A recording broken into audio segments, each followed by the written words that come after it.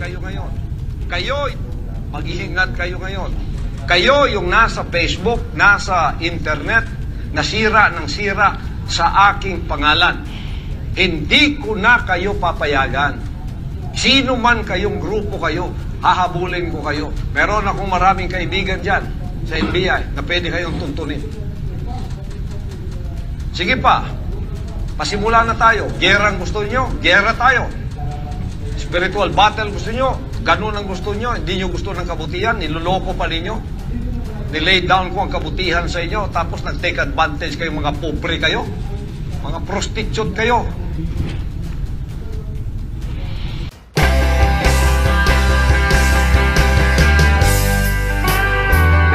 Okay po. At this point, Miss Amanda, may ipapakita po akong video. Panoorin po natin.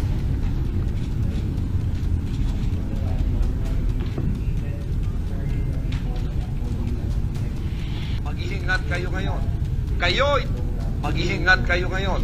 Kayo yung nasa Facebook, nasa internet, nasira ng sira sa aking pangalan. Hindi ko na kayo papayagan. Sino man kayong grupo kayo, hahabulin ko kayo. Meron akong maraming kaibigan dyan sa NBI na pwede kayong tuntunin. Sige pa, pasimula na tayo. Gera ang gusto nyo, gera tayo. Spiritual battle gusto nyo, ganun ang gusto nyo. Hindi nyo gusto ng kabutihan, niloloko pa ninyo. Nilay down ko ang kabutihan sa inyo, tapos nag-take advantage kayo, mga pobre kayo. Mga prostitute kayo. Ikaw ba yung pinatutungkulan dito sa video na ito, Miss Amanda? Tinawag kayong pobre, prostitute. Ganito ba yung kanilang pananalita sa mga tumitiwalag sa kanya? Opo, ganyan po. Mas lalo na po sa mga pastoral. Sa mga pastoral na tumitiwalag. At ikaw ba mismo ang pinatutungkulan niya sa video na yan? Opo. At ginantihan ka nga ba ni Kibuloy? Nag-file ba ng kaso laban sa'yo? O yung ibang mga miyembro ng pamilya mo, mayroon bang ginawa rin sa kanila? Opo, at pending pa po yung cyber libel na kinaso po nila sa akin. Kinasuhan ka ng cyber libel? Opo. Okay. Tapos sa family ko naman po, marami pong nangaharas through messenger po. Chinachat po kami ng mga members, tapos sinasabihan po kami ng yawa, tapos blasphemer po. Alam ko yung salitang yawa, napakasakit na mura yon, no? Sa lingwaheng Bisaya. Ano yung huling sinabi nyo? Blasphemer. Blasphemer. So kayo na nga itong inabuso, kayo pa yung inaabuso ngayon, at kayo pa yung kinasuhan. Opo. Cyber libel. At hinaharas pa sa social media. Alright. Very well noted yan ng komite. At this point, Miss Amanda, maraming salamat. Kung kaya nyo pa, just let the chair know. Kung hindi, pero kung kaya nyo pa, baka mamaya, kung bumalik at dumating yung iba ko pang mga kasama, ay baka may tanong sa inyo. But just let the chair know kung ano yung kaya mong gawin. Okay po, Madam Chair. Maraming salamat, Miss Amanda. Bago ako dumako sa susunod na crucial witness natin, una gusto kong i-acknowledge yung present. Good afternoon po, Madam Chair. Hello. Ako po si alias Jerome.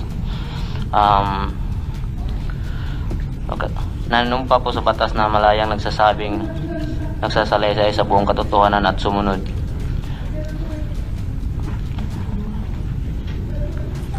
Naging membro po ako ng KGC dahil po sa mga ulang ko sa nanay ko po. Noong 2000 siya nagsimula. Yung 2000. Tapos po ako po ay nakasama sa KGC dahil sabi ng nanay ko magsamba daw sa KGC. Nung nagsimula po ako bilang po isang children's, yung bata pa lang po ako, 12 years old pa lang po ako, doon po sa amin pinabibinta na po na ako ng putumaya, pastillas, at saka doon sa mall, cheese stick, sa mga mall, sa lahat na pinapaaral po nila ako ng elementary, kaso bawal po ako pumasok sa paaralan pag hindi pa ako naglalampaso, nagbibinta ng putumaya tuwing umaga. Then po, yung kalaunan po na naman po na nagandahan naman ako sa sistema kasi para malayo naman ako sa yung parang yung mga bisyo. Tapos po dinala po ako sa as a part-time worker doon sa Cagayan de Oro noong 2002. Then sumali po ako sa youth camp doon sa Davao International Youth Congress. Hindi pa ako bumalik po ako dito. Tapos nag-decide po ako na mag full-time worker sa KGC noong 2004. Inikayat po ako na mag full-time ng The Kingdom of Jesus Christ dahil mahilig po ako sa musika, sa sports. Sinabihan ako na ma-develop ko daw ang kakayanan ko sa pag full-time worker. At meron din nagsabi sa akin na tinatawag naming youth leader o youth coordinator na huwag ka nang bumalik sa inyo, tapos huwag ka nang mag-aral kasi pag mag-graduate ka, ganun din, bibitbitin mo rin, plastic rin. Yun ang sinabi sa amin. Nung pumayag po ako, dinala po ako sa mansion ni Pastor sa barangay sa Oyo, Novaliches, Quezon City. Yun sinabi ni Miss Amanda doon sa Mozart Street. Compound doon na nakatira sa mga full-time, katabi nito sa mansion ni Pastor at sa transmitter is Iminay. Pinatigil po ako mag-aral at dahil bata pa po ako, pinagbinta po ako ng kutsinta, pinagsolicit at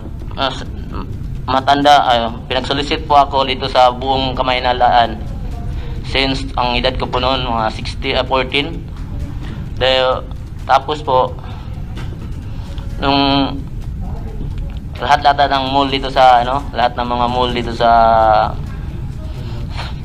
sa Maynila, naikot ko na po at sa buong Luzon, lahat ng mga mall dito. Yun po, kami po yung nagpumaakyat sa bus, nagsusolicit, umaakyat sa jeep, nagbibigay ng mga liter, sinasabi na estudyante daw po kami, pero hindi kami totoong estudyante. Lahat po mga ID ginagamit po namin, puro piki. Ginagawan po kami ng mga piki, ng mga ID, piki ng mga student. Tapos po, tuwing December, gumagawa din sila ng mga piki ng mga association. Marami pong association, 7 association nata yun. Natatandaan ko po mga association, Alay sa May Kapansanan Association, Pag-asa ng Buhay, Pagdamay sa Dukha, Psalms of David Orchestra, tapos Silencio Foundation, Achievers, meron pang yung mas marami pa ginagawa nila. Tapos student, mas marami pa sila mga association na ginagawa kahit piki. Pagkatapos nun, yun, binibigyan kami ng mga picking ID din at saka yung mga picking mga letter na pagkatapos meron po kaming pag naglalabas po kami doon sa mansion sa Oyo, meron po kaming mga by category kasi doon po yung yung nagsusolicit doon at saka nagtitinda. Merong category A+, B at C. Ako po, nabilong po ako sa category A+, kasi po nagre-remit po ako everyday 2,000 po. At saka bawal po kami, lalabas po kami doon dapat alas 4, alas 5 na madaling araw, maliligo na po kami kasi meron dadating na po yung mga bus, yung ginagamit nila na bus na nirerentahan nila, yung lipad bus na noon sa Novaliches. Tapos meron din sa mga bus na mga yung para sa mga category A+ na mga aircon, mga KGC bus. Tapos doon po kami sumasakay yung mga category A+ kasi malaki daw ang income namin. Tapos yung masaklap doon, meron kasi kung category C at saka D ka, yung income mo lang 500 pababa, doon ka matutulog sa walang aircon, mabaho yung paa, tapos magulo, marami magnanakaw. Kung kunwari, wala kang income, tapos umuwi ka ng umaga, pagka umagahan yan, hindi ka napapalabasin, tapos sabihin, doon ka na sa kusina or doon sa labandera, maglaba ka, papalabihin ka ng mga 1,000 na pantalon, pabaras sa'yo yan kapag wala kang kita. Pagkatapos nun, lumaki na ako nung mga 2009, na nilipat ako ng ministry. Yung pagtitinda kasi by ministry kasi yan, nabilong po ako sa logistic department noon, nung time nag full time ako noong 2004. Pagkatapos nun, nalipat ako ng ministry, nilipat po ako sa yung pag-distribute ng ng Coca-Cola, yung mga soft drinks, kasi nagnegosyo siya ng doon sa Sauyo, yung mga soft drinks. Pagkatapos noon na hindi ko akalain na magkasala daw ako, kasi hindi pa naman ako nakaranas na mag-girlfriend dati noon eh. Kaya nag-girlfriend po ako. Nagkanubya po ako ng anak sa isa naming suki na wala naman kaming ginawa, tapos niyaya ko lang siya manood ng sine. Pagkatapos nun, sinabi ko lang sa kasamahan ko, tapos ni-report na ako, kasalanan daw. Kaya nung December 29, natawag na kami ng meeting sa isang hook-up. Ang tawag ni Pastor, yung hook-up, yung true calling siya, tapos yung nasa Amerika ata si Kibuloy nun, hinook up niya kami. Marami kami nung may sala, iba-ibang klaseng sala, nanonood ng sine, nagipagsintahan, tapos naglalaro lang ng Dota. Yun ang mga kasalanan namin.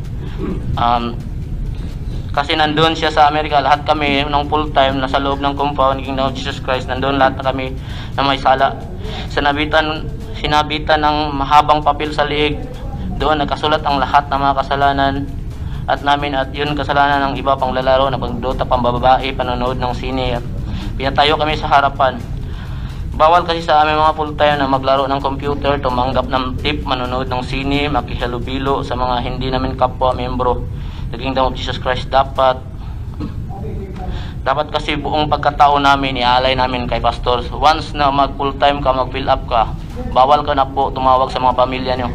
Lalo na pag yung pamilya mo hindi member, hindi full-time worker, bawal ka talaga tumawag niyan. Dapat lahat ng buong pagkatao mo ialay mo sa kanya.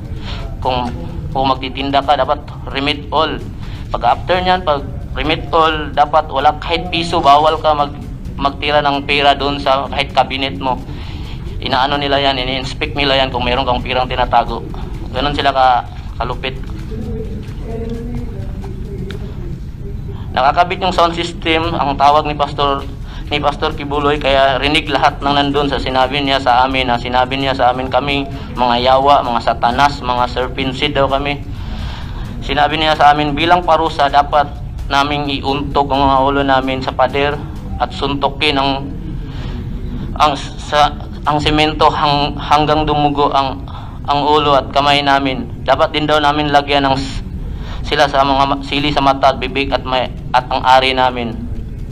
Doon ko naisip na kumala sa Kingdom of Jesus Christ kasi pinatawag na kami, nagpaalam kami sa isa kong kasama pero hindi kami pinalabas sa compound, sa task force, may lalaking may baril. Dapat doon pinatawag na kami, nagpaalam na sana kami na lalabas para madala namin yung mga damit namin pero hindi kami pinayagan. Nilagay kami sa isang Bartolina. Mainit na dahil malapit yung sayero ng bubong dito. Nagsasampay ng damit ang mga labandera dahil madaling matuyo yung damit doon kasi walang ilaw at walang electric fan, masyadong mainit. 2 araw kami nandun at umakyat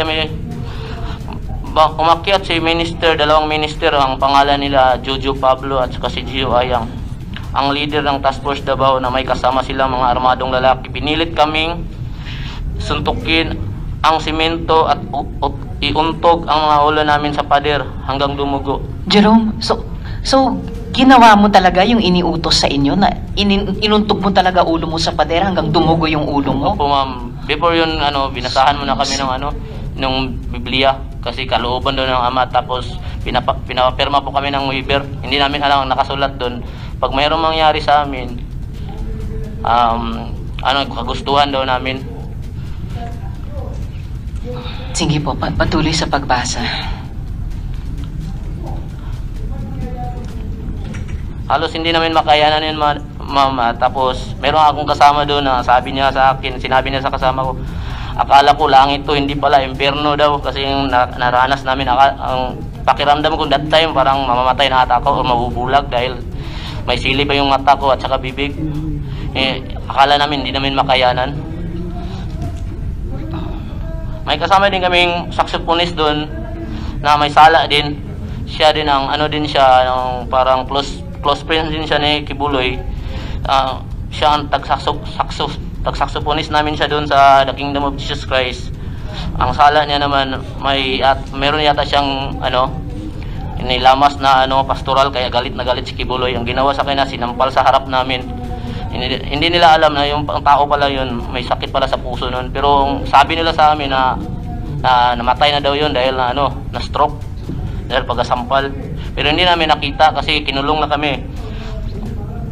Pinahinga lang kami sa 1 linggo bago kami nilipat kami noong December 2009 sa isang abandonadong building ng Guadalupe, Makati City. Yung tinatawag nilang Isimenay office ngayon. Doon kami dinala. 2 palit lang yung mga damit namin, inold nila yung mga malita namin. Binigyan lang kami ng 2 damit, pang trabaho lang. At hating gabi inutusan kami na i-demolish ang mga pader na yun kasi yung building na yun ng Isimenay, abandoned building yun galing sa ABCB na nabili ni Kibuloy. Yung ginawa namin doon, magtrabaho, kaso nagtatrabaho kami walang permit, kaya magtatrabaho kami noon madaling araw. Dinidemolish namin yung bawat kwarto doon, 11th floor hanggang sa baba. Yun lang ang ginagawa namin. Tapos mayroon kaming doon, mayroong 2 gwardiya na mayroong mga baril, kaya hindi kami basta-basta makatakas.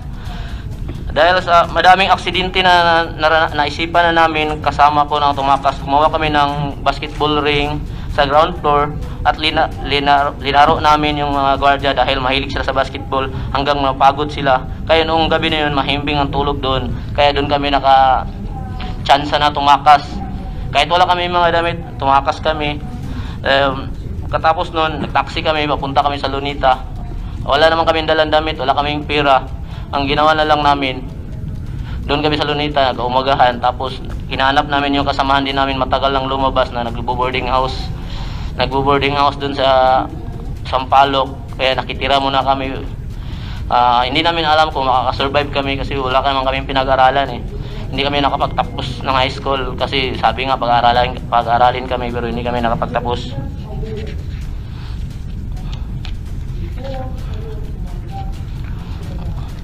Pagkatapos ng hindi namin alam kung anong gagawin namin, Madam Chair, na kung ano nang gagawin sa buhay namin. Hindi kami makapagtrabaho ng maayos. Kaya naisipan namin na yung ginagawa namin sa loob dati sa KGC na magtitinda, ginawa na lang namin din magtitinda para mabuhay lang, makapag-survive sa buhay. Kaya noon, kung nakikita namin yung mga kasamahan namin dun sa loob, pag nakikita kami nagtitinda para sa sarili namin, tinatawag kaming serpensid. Yung serpensid yan, yawa yan yung sila, yun ang mga words nila, serpensid. Yun lang, Madam Chair. Salamat. Salamat kaayo sa iyo, Jerome, sa iyong pagsalaysay. May ilan lang akong follow-up questions sa inyo, pero for the record, bago yung follow-up questions, alias Jerome has submitted an affidavit to the committee with his oath taken before our Senate Committee Secretary. So for the record po yun. For the record, oath taken before the Senate Secretary, Attorney Ray Bantug. So Jerome, follow-up questions sa testimonya mo. Paano mo nalaman na si Kibuloy mismo ang nagpautos sa pananakit sa inyo? Siya ba mismo ang nagsabi? Kaya sinabi ko sa affidavit, Madam Chair, na tumawag siya mismo sa amin. Yan ang tinatawag naming hook up, through calling yun. Tapos kinukunik namin sa speaker para lahat kami, mga 2,000 ata kami sa loob ng yung compound. Makakarinig kami lahat, maraming witness. Tapos yun ang sinabi niya, iuntog niyo yung ulo niyo hanggang dumugo. Yun ang sinabi. Akala nga namin hindi yun mangyayari kasi pinapahinga lang kami dun sa kwarto na tinatawag namin Bartolina Kasi kadalasan kasi pag may mga kasalanan ganyan, mga minor kasalanan lang kasi yan dun sa loob nanliligaw, nagdudota. Ang kadalasang punishment nila yan, pinapalo sa puwet or hindi kaya pinapasting. Hindi pinapakain, gabi lang, tapos tubig at saka lugaw lang. Akala namin yun lang yung punishment namin. Hindi namin nakalain na yun pala gagawin sa amin, para kaming pumasok sa isang fraternity. Tutorturin ka pala. So torture, parang hazing pala. Parang ganoon palang gagawin sa amin. At 2,000 kayo na nakarinig yun dun sa hook-up nung siya ay nasa US. Opo. Okay. At may ebidensya ka pa ba nung pananakit? Yung sa katawan mo mismo halimbawa, may mga bakas pa ba? Ang sa akin, ang ebidensya ko lang po, dito sa kamay, yung pagsusuntok ko sa pader, ito po. Meron pa yung mga mga piklat, dalawa. Ito po, ma'am. So sa kaliwang kamao mo, Meron din ako dito sa konti lang, pero hindi ko na ipakita. Tago. Meron ako dito sa ulo, yung paguntog ko sa ulo. so may balat ka pa sa Oo, ulo, may sa balat kunti bumbunan. dito. Kasi dapat pag sinuntok mo yung kamay mo, dapat hindi ka titigil pag hindi dumugo eh. Dapat yung ginagawa ko, kasi pader yun, meron kasing matulis doon, para lang dumugo yung kamay ko, doon ko sinuntok talaga sa matulis. Sa kanto? Para mabilis, opo. Sa kanto, So, at saka yung ulo ko, doon ko inuntog para mabilis lang dumugo. Sa kanto din? Opo, Mo inuntog kanto ang rin ulo po. mo? Oo, kaya nga yung kasamahan ko kasi, yung mga kasamahan ko, 12 kami nun eh, marami. Yung kasamahan ko, untog ng untog, parang may na dito, may sungay na kasi lumaki na yung ulo niya, kakauntog sa yung pader. Hindi niya alam kung paano Buti hindi kayo na masugatan. brain damage. Akala nga namin mamatay na kami nun, Madam Chair eh. Sa sili pa lang dun sa ari namin, parang hindi namin makaya. 1 week namin tiniis nun. Parang nilagyan ng lighter yung namin, Oh yung my ari, God. yung itlog namin, parang nilagyan ng lighter sa tiis. Oh my God. So talagang torture. Talagang parang hazing. And yung dalawang sugat sa kaliwang kamao mo ay dahil sinuntok mo rin siya dun sa kanto sa hanggang kanto. dumugo talaga Oo, siya. dumugo. Hindi ko kasi napatigil ng dalawang taong na yon, si Jojo Pablo at saka Gio Ayang, pag hindi dumugo. Ninunote po namin yung mga pangalan na binabanggit nyo para sa posibleng pag-imbita din sa susunod na pagdinig. At yung 12 na kasama mo nung na-torture, sino-sino po sila? Mga kasamahan ko rin po, pero hindi ko dapat mabanggit yung pangalan eh. Tama. Kilala ko naman yung mga pangalan, pero baka sila natakot kasi sila. Takot din naman ako nung pag-nangyari nun, kaya nanahimik na lang po ako. Kaya nakita ko doon sa sa post niyo sa Facebook na about kang Kibuloy, kaya nanghingi na rin ako ng tulong, mag-testify po ako dito sa Senado. At maraming salamat sa pag-testify mo, Jerome. Dagang salamat.